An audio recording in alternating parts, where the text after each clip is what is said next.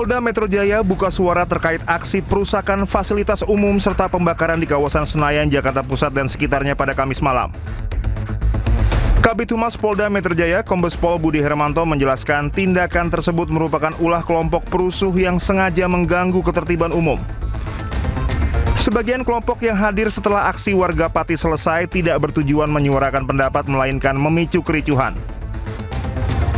Sementara Gubernur Jakarta, Pramono Anung akan mengerahkan tim untuk menyelidiki kerusakan fasilitas umum pasca aksi penyampaian pendapat di depan gedung DPR MPR RI. Nah, untuk perusakan CCTV, tentunya saya akan meminta kepada Kepala Dinas Diskominfotik untuk mempelajari siapa yang melakukan itu dan tujuannya apa. Dan kalau kemudian bisa terdeteksi, tentunya kami akan melakukan tindakan lebih lanjut atas nama. Karena ini tidak diizinkan sama sekali untuk Penyampaian aspirasi oleh Aliansi Masyarakat Pati Bersatu telah selesai sejak siang menuju sore. Rombongan tersebut juga sudah membubarkan diri secara tertib usai beraudiensi dengan pimpinan DPR. Namun massa susulan mendadak berduyun-duyun datang ke sekitar gedung DPR.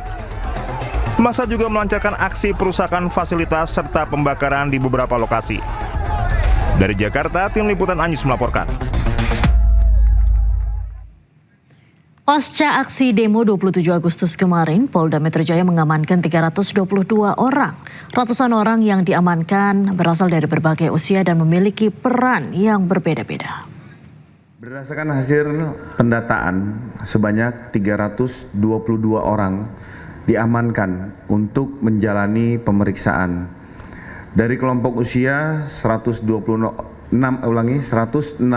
orang dewasa berusia sekitar 18 sampai dengan 40 tahun yang ditangani oleh Ditreskrim Umum Polda Metro Jaya, serta 160 anak berusia rentang 12 sampai dengan 19 tahun yang ditangani oleh Direktorat PPA dan PPO Polda Metro Jaya. Hingga saat ini seluruhnya masih menjalani proses pemeriksaan dan belum ada yang dipulangkan. Pemeriksaan dilakukan untuk mengetahui keterlibatan dan peran masing-masing berdasarkan fakta serta alat bukti yang tersedia.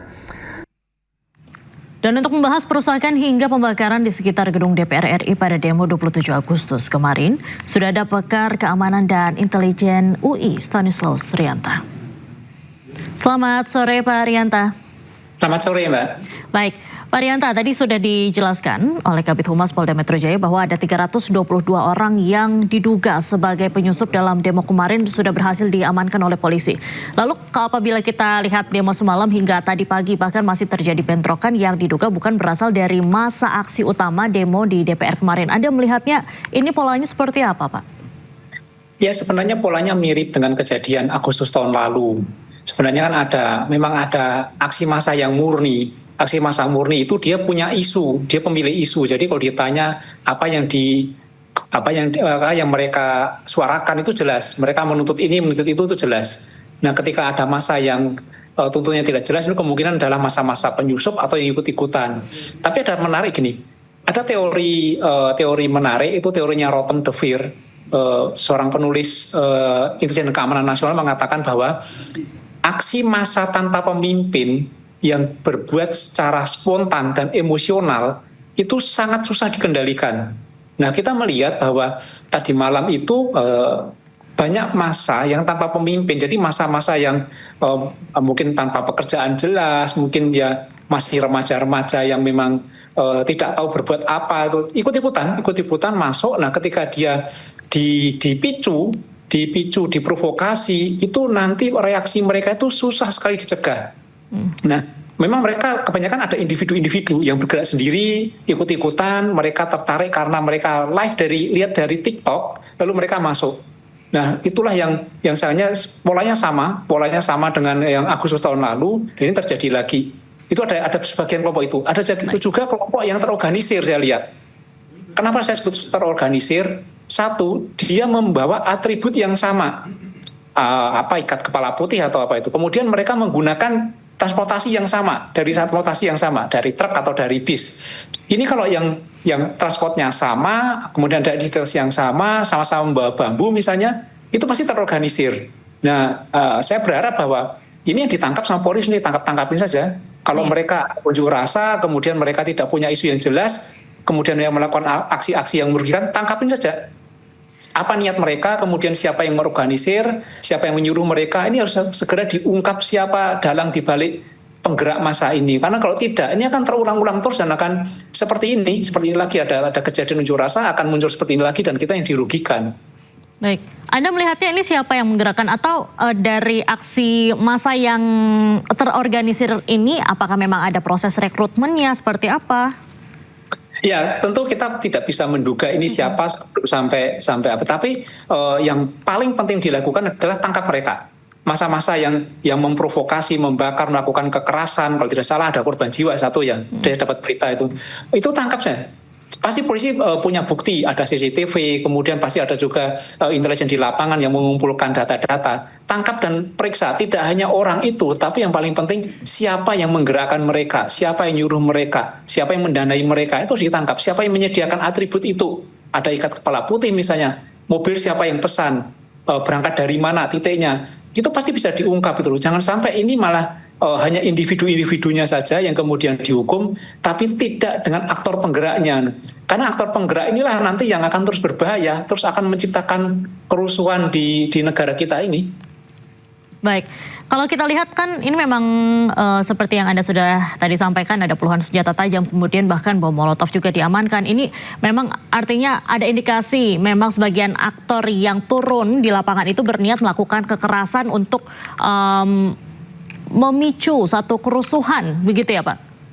Selain memicu ya, kalau yang jelas-jelas membawa senjata tajam, membawa molotov, ya dia pelaku kerusuhan. Untuk apa ban molotov ketika ada unjuk rasa? Tahu unjuk rasa sudah selesai. Kita salut dengan masyarakat Pati yang dia mempunyai tuntutan yang jelas, ketika tuntutannya sudah diterima, balik. Itu kan demokrasi ya. Jadi mereka menjalankan hak konstitusi mereka untuk unjuk rasa, ketika sudah diterima, sudah ada perjanjian, mereka pulang dengan tertib. Tapi ini masa-masa yang perusuh ini, yang ciri-cirinya biasanya kalau saya amati dalam beberapa tahun terakhir ini, mereka selalu masuknya itu habis maghrib.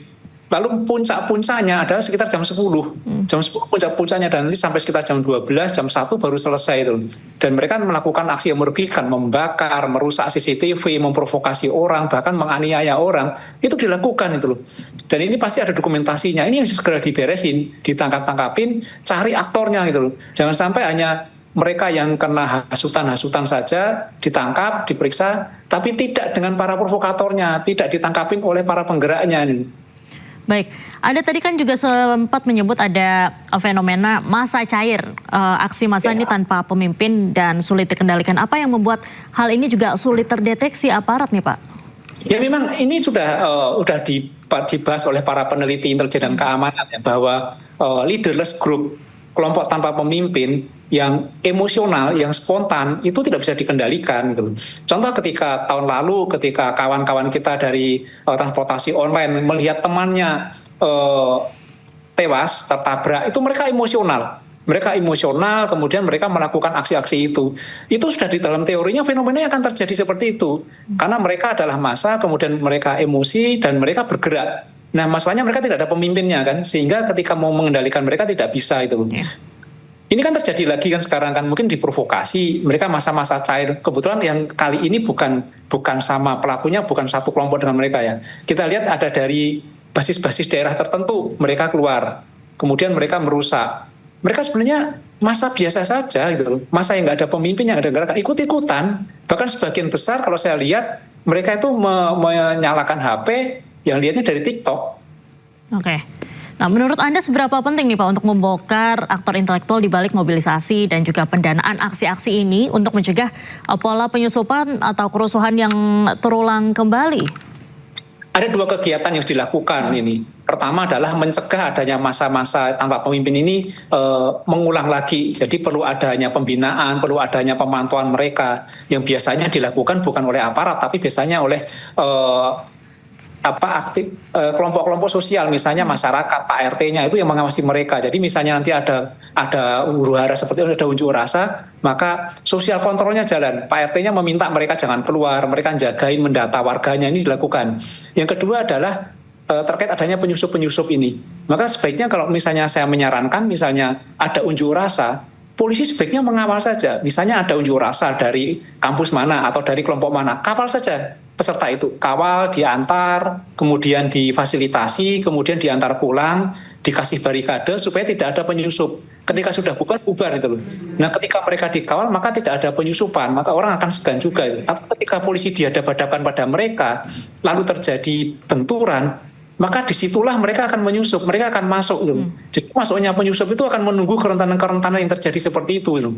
Tapi yang paling penting sebenarnya adalah saya yakin ada banyak sekali yang ditangkapin. Ini digali lagi siapa yang menggerakkan itu loh. Bisa jadi mereka hanya orang-orang iseng, bisa jadi punya kepentingan, bisa jadi juga mereka punya kepentingan yang lebih besar, kepentingan politik misalnya. Dan ini hanya bisa dibuktikan ketika mereka bisa ditangkap, mereka diinterogasi, diperiksa sehingga ketahuan niat mereka itu apa itu. Itu yang paling penting. Baik, terima kasih banyak Pak Stanislaus sudah bergabung dengan iNews sore hari ini. Bapak salam sehat selalu. Selamat sore. Selamat sore.